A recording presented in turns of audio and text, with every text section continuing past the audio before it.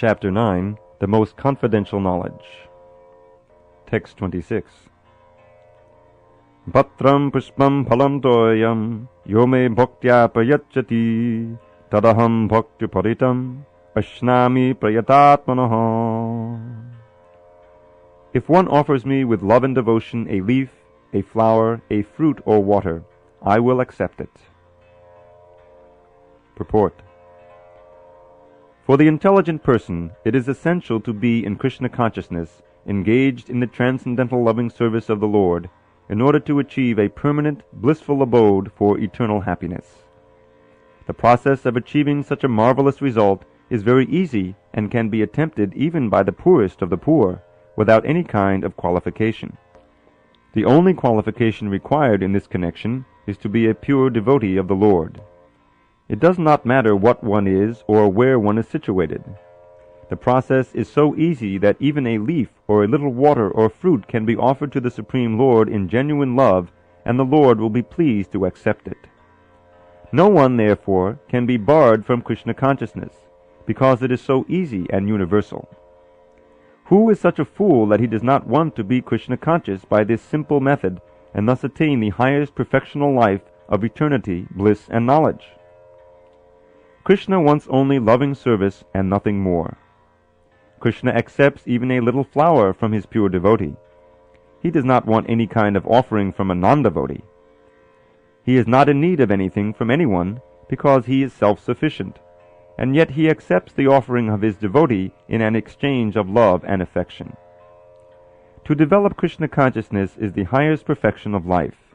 Bhakti is mentioned twice in this verse in order to declare more emphatically that bhakti, or devotional service, is the only means to approach Krishna. No other condition, such as becoming a Brahmin, a learned scholar, a very rich man, or a great philosopher, can induce Krishna to accept some offering. Without the basic principle of bhakti, nothing can induce the Lord to agree to accept anything from anyone. Bhakti is never causal. The process is eternal. It is direct action in service to the absolute whole.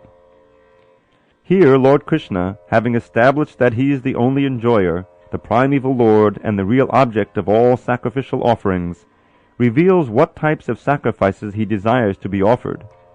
If one wishes to engage in devotional service to the Supreme in order to be purified and to reach the goal of life, the transcendental loving service of God, then one should find out what the Lord desires of him. One who loves Krishna will give him whatever he wants, and he avoids offering anything which is undesirable or unasked for. Thus meat, fish, and eggs should not be offered to Krishna. If he desired such things as offerings, he would have said so. Instead, he clearly requests that a leaf, fruit, flowers, and water be given to him, and he says of this offering, "I will accept it." Therefore, we should understand that he will not accept meat, fish, and eggs. Vegetables, grains, fruits, milk, and water are the proper foods for human beings and are prescribed by Lord Krishna himself. Whatever else we eat cannot be offered to him, since he will not accept it. Thus we cannot be acting on the level of loving devotion if we offer such foods. In the 3rd chapter, verse 13, Sri Krishna explains that only the remains of sacrifice are purified and fit for consumption by those who are seeking advancement in life and release from the clutches of the material entanglement.